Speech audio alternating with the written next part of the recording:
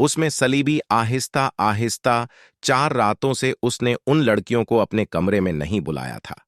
Nazi सोने के अंडे देने वाली मुर्गी थी जो उनके कब्जे से निकलकर झकोई की आगोश में अंडे देने लगी थी। उन्होंने झकोई को रास्ते से हटाने की तरकीबें सोचनी शुरू कर दीं। वह आखिर इस नतीजे पर पहुंची कि उसे कत्ल करा दिया जाए, मगर उसे कत्ल कराना मुमकिन नजर नहीं आता था, क्योंकि नाजी ने उसे जो कमरा दे रखा था उस पर 2 मुहाफिजों का पहरा रहता था। उसके अलावा यह दोनों लड़कियां उस मकान से बिला इजाजत बाहर नहीं जा सकती थीं जो नाजी ने उन्हें दे रखा था। उन्होंने हरम की खादिमा औरतों में से एक को एतमाद में लेना शुरू कर दिया। वह उसके हाथों जकोई को झड़ देना चाहती थीं। अली बिन सुफियान ने सलाहुद्दीन अय्यूबी का मुहाफिज दस्ता बदल दिया। ये सब अमीर मिस्र वायसराय के पुराने बॉडीगार्ड थे। उनकी जगह उसने उन सिपाहियों में से बॉडीगार्ड्स का दस्ता तैयार कर दिया जो नई भर्ती में आए थे। ये जामबाजों का मुंतखब दस्ता था जो सिपाहागरी पे भी ताक था और जज्बे के लिहाज से उसका हर सिपाही मर्दे होर था। नाजी को यह तब्दीली बिल्कुल पसंद नहीं थी, लेकिन उसने सलाहुद्दीन अय्यूबी के सामने तब्दीली की बेहद तारीफें की और उसके साथ ही दरख्वास्त की कि सलाहुद्दीन अय्यूबी उसकी दावत कबूल कर ले। अय्यूबी ने उसे जवाब दिया कि वह एक आध दिन में उसे बताएगा कि वह कब दावत कबूल कर सकेगा। उसके जाने के बाद सलाहुद्दीन अय्यूबी ने अली बिन सुफियान से मशवरा लिया कि वह दावत पर कब जाए। अली ने उसे मशवरा दिया कि अब वह किसी भी रोज दावत कबूल कर ले। दूसरे दिन सलाहुद्दीन अय्यूबी ने नाजी को बताया कि वह किसी भी रात दावत पर आ सकता है। नाजी ने 3 रोज बाद दावत दी और बताया कि यह दावत कम और जश्न ज्यादा होगा और यह जश्न शहर से दूर सहरा में मशालों की रोशनी में मनाया जाएगा। नाच गाने का इंतजाम होगा। बॉडीगार्ड्स के घोड़ा सवार अपने करतब दिखाएंगे। शमशीरजनी और बेगैर हथियारों की लड़ाई के मुकाबले होंगे और सलाहुद्दीन अय्यूबी को रात वहीं क्याम कराया जाएगा। रिहाइश के लिए खेमे नस्ब होंगे। सलाहुद्दीन अय्यूबी प्रोग्राम की तफसील सुनता रहा। उसने नाच गाने पर भी एतराज नहीं किया। नाजी ने डरते झिझकते कहा, फौज के बेशतर सिपाही जो मुसलमान नहीं या जो अभी नीम मुसलमान हैं कभी कभी शराब पीते हैं। वह शराब के आदी नहीं। वह इजाजत चाहते हैं कि जश्न में उन्हें शराब पीने की इजाजत दी जाए। आप उनके कमांडर हैं। सलाहुद्दीन अय्यूबी ने कहा, आप चाहें तो उन्हें इजाजत दे दें, न देना चाहें तो मैं आप पर अपना हुक्म नहीं चलाऊंगा। अमीर मिस्र का इकबाल बुलंद हो। नाजी ने गुलामों की तरह कहा, मैं कौन होता हूं इस काम की इजाजत देने वाला कि जश्न की रात हंगामा अराई और बदकारी के सिवा सब कुछ कर सकते हैं। सलाहुद्दीन अय्यूबी ने कहा, अगर शराब पीकर किसी ने हल्ला गुल्ला किया तो उसे सख्त सजा दी जाएगी। यह खबर जब सलाहुद्दीन अय्यूबी के स्टाफ तक पहुंची कि नाजी सलाहुद्दीन अय्यूबी के एजाज में जो जश्न मुनक्किद कर रहा है उसमें नाच गाना होगा और शराब भी पी जाएगी, और सलाहुद्दीन अय्यूबी ने उस जश्न की दावत इन खुराफात के बावजूद कबूल कर ली है, तो सब हैरत से एक दूसरे का मुंह देखने लगे।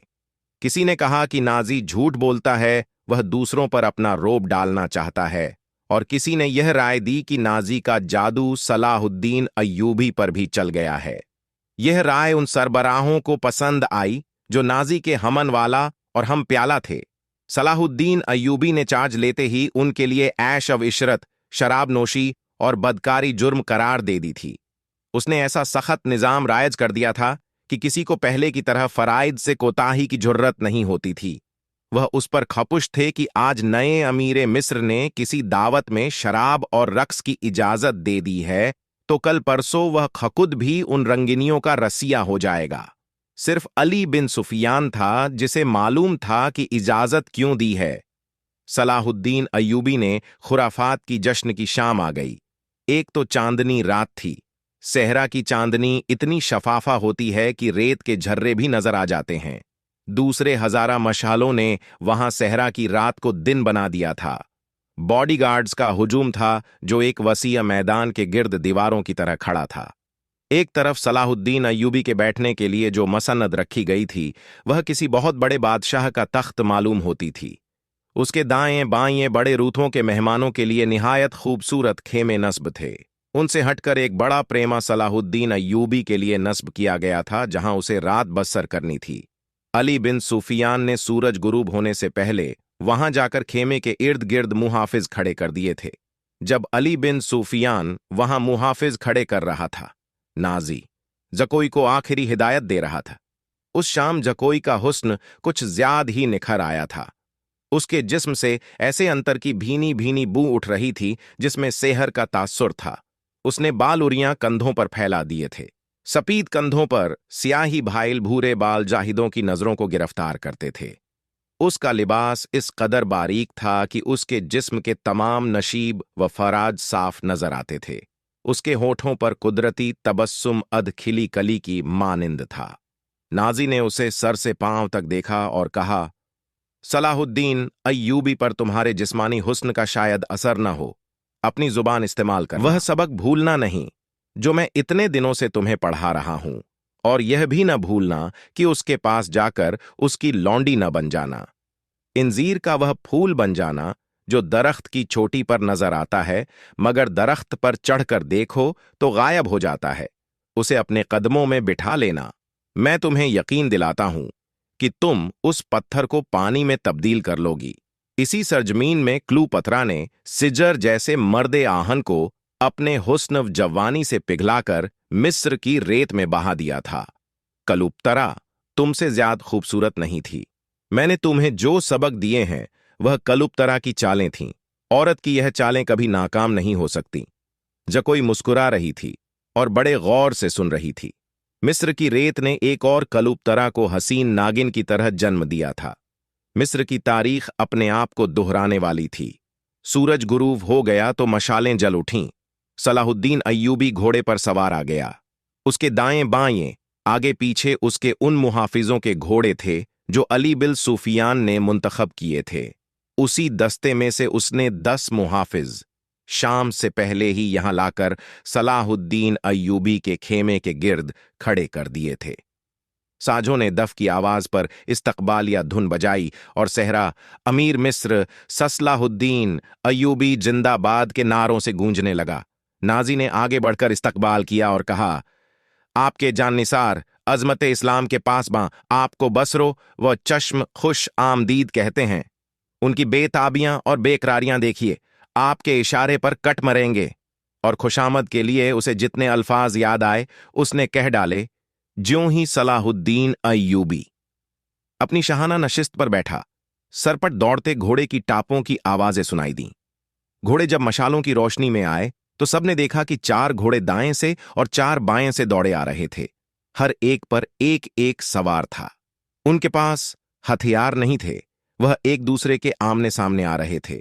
साफ जाहिर था कि वह टकरा जाएंगे। किसी को मालूम नहीं था कि वह क्या करेंगे। वह एक दूसरे के करीबम आए तो दोनों फरीकों के सवार रकाबों में पांव जमा कर खड़े हो गए। फिर उन्होंने लगामें एक एक हाथ में कर लीं और दूसरे बाजू फैला दिए। दोनों इतराफ के घोड़े बिल्कुल आमने सामने आ गए और सवारों की दोनों पार्टियां एक दूसरी से उलझ गईं। सवशों ने एक दूसरे को पकड़ने और घोड़े से गिराने की कोशिश की। जब घोड़े आगे निकल गए तो 2 सवार जो घोड़ों से गिर पड़े थे रेत पर कलाबाजियां खा रहे थे। एक तरफ के एक सवार ने दूसरी तरफ के एक सवार को एक बाजू में जकड़कर उसे घोड़े से उठा लिया था और उसे अपने घोड़े पर डालकर ले जा रहा था। हुजूम ने इस कदर शोर बपा किया कि अपनी आवाज अपने आप को भी नहीं सुनाई देती थी। यह सवार अंधेरे में गायब हुए तो दोनों तरफ से 4-4 और घोड़े आए और उसी तरह मुकाबिला हुआ। इस तरह 8 मुकाबिले हुए और उसके बाद शुत्र सवार आए।